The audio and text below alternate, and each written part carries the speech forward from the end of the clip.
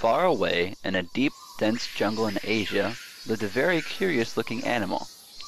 He was quite a small animal, and would look very much like a mouse, except that he had the legs and tail of a deer. His name was Mouse Deer. You may be asking, if the jungle is so dangerous for a mouse deer, then how does he manage to live there? Well, yes, the jungle is quite dangerous for a mouse deer, but mouse deer just happens to be very tricky. While the other animals are bigger and stronger, mouse deer is clever enough to outsmart them all. It is these stories of how mouse deer manages to live in that jungle that I'm going to tell you today.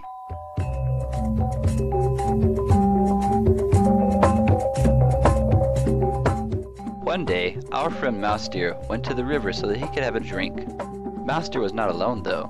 Crocodile was in the river waiting for him. Mouse Deer knew that the crocodile might be there, but he had to make sure. As loud as he could, Mouse Deer proclaimed, "This water looks so nice today.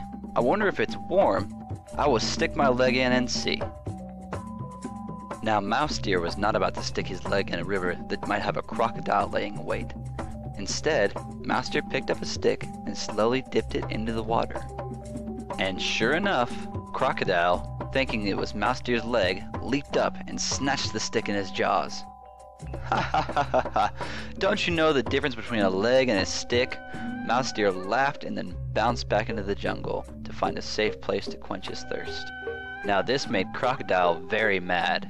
Crocodile really wanted to catch Mouse Deer and make him into his breakfast.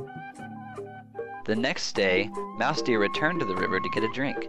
He looked around and did not see Crocodile, just a log floating downstream.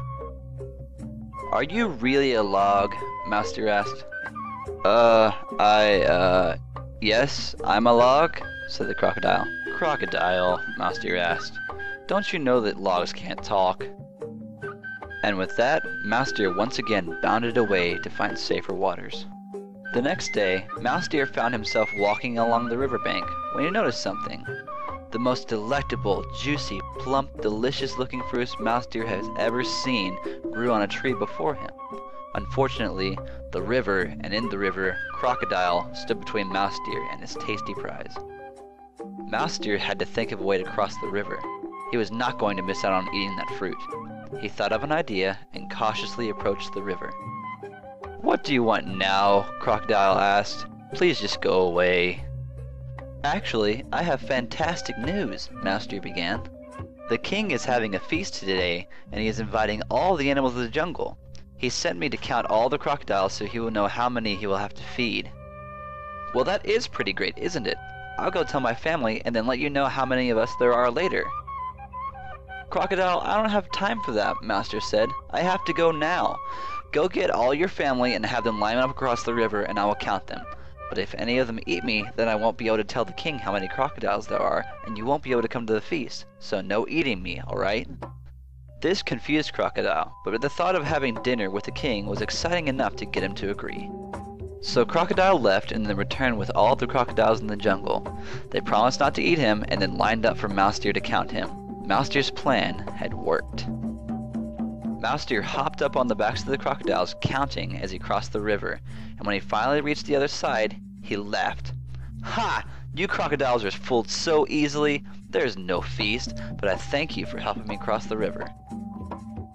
Mouse Deer got his fruit that day, and managed to make quite a few crocodiles very angry in the process. Using his mind to overcome those bigger than him, Mouse Deer made a very comfortable living for himself in the jungle, and met many more animals, both friendly and not so friendly.